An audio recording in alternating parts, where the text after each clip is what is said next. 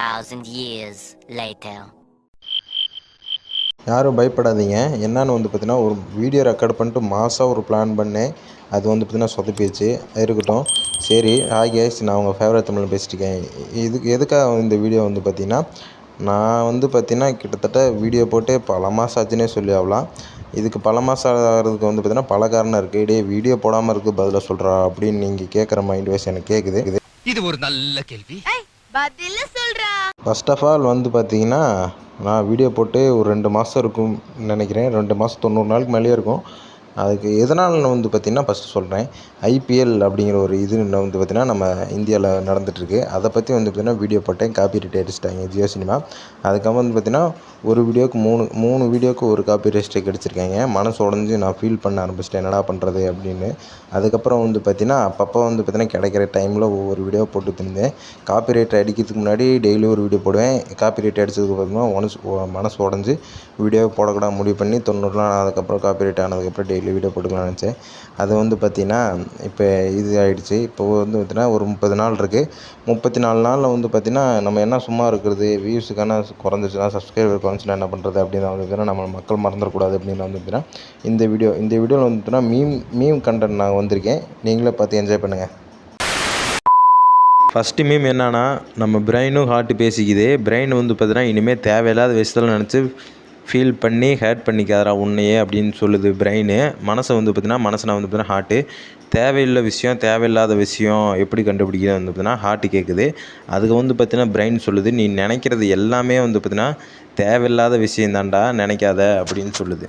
இந்த மீம் பார்த்தீங்கன்னா ஸ்ட்ரெஸ்ஸு, டிப்ரெஷனில் இருக்கிறவங்களுக்கு பார்த்தீங்கன்னா புரியும். சரி, ஓகே. அடுத்து நம்ம next meme, life after the college. ஐயோ சார், இது என் பிளானே இல்லையே. இதுக்கான அர்த்தம் என்னென்னு பார்த்தீங்கன்னா, காலேஜ் முடித்ததுக்கப்புறம் பார்த்தீங்கன்னா நம்ம லைஃபு புரட்டி போட்டுரும் நமக்கே தெரியும். நம்ம நினச்ச மாதிரி லைஃப் அமையுமாங்கிறது கஷ்டம்தான். அது பார்த்தீங்கன்னா இந்த மாதிரி ஒரு மீம் மூலயமா நம்ம கிரியேட்டர்ஸு புரிஞ்சு வச்சுருக்காங்கன்னு சொல்லிடலாம். இது பார்த்தீங்கன்னா காலேஜ் முடிஞ்ச எல்லாத்துக்குமே இந்த வழி தெரியும். அடுத்த மீம், நம்ம சின்ன வயசுலேயே பார்த்தீங்கன்னா நம்ம மூஞ்சியில் கண்ணால் பார்க்கவே மாட்டோம். ஒரு 18 வயசுக்கு மேலே ஆனதுக்கப்புறம் பார்த்தீங்கன்னா டெய்லியும் கண்ணாடி பார்த்து தலை சீவி ஏதாச்சும் பண்ணிகிட்டு இருக்கும்போது பார்த்தீங்கன்னா நம்ம யாருக்கு தான் கொடுத்து வச்சுருக்கோம், எந்த பொண்ணு கொடுத்து வச்சுருக்கோன்னு யோசிக்க தோணும். அது எல்லா பசங்களுக்குமே இருக்கிறது தான். அதை பார்த்தீங்கன்னா புரிய வச்சுருக்காரு நம்ம மீம் கிரியேட்டர்னே சொல்லலாம், வேறு லெவல். அடுத்த மீம், இப்போ இருக்கிற மீம் பார்த்தீங்கன்னா எல்லாத்துக்குமே பொருந்தும், எல்லா பசங்களுக்குமே. ஃபஸ்ட் ஆஃப் ஆல் பார்த்தீங்கன்னா ஸ்கூல் முடிஞ்சிருச்சு, காலேஜ் முடிஞ்சிருச்சு, வேலைக்கு வந்தாச்சு, கல்யாணம் மட்டும்தான் நடக்கலை, அதையும் ஃபினிஷ் பண்ணிட்டா பிறவி பயன் அடைஞ்சிருவோம். எல்லா பசங்களுக்குமே இருக்கிற இது.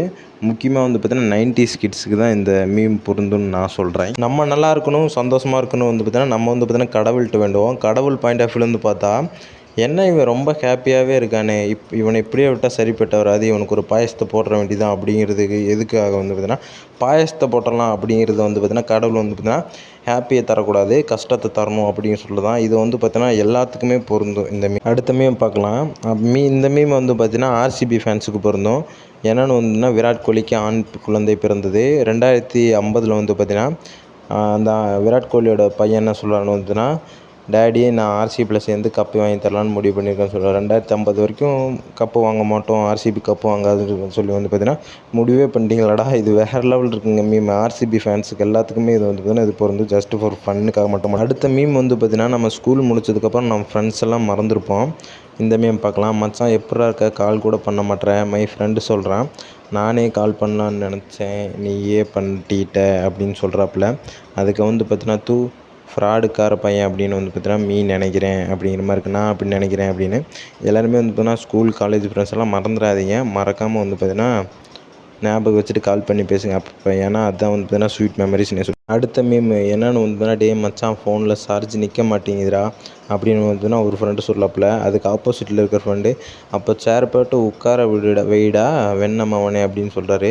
மண்ணை போட்டு மூடுடா, சார்ஜ் நிற்கலனா சேரை போட்டு நிற்க வச்சா சார்ஜ் நிற்குமாம்மா. இது பார்த்தீங்கன்னா நம்ம குரூப்பில் பார்த்தீங்கன்னா ஒரு அறிவாளித்தனமான ஃப்ரெண்ட் இருப்பாப்புல.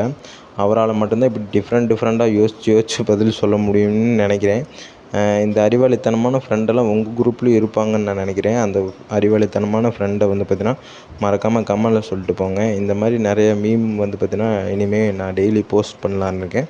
அதுக்காக நம்ம சேனலை சப்ஸ்கிரைப் பண்ணிக்கோங்க. பாய் கேஸ், அடுத்த சந்திப்போம்.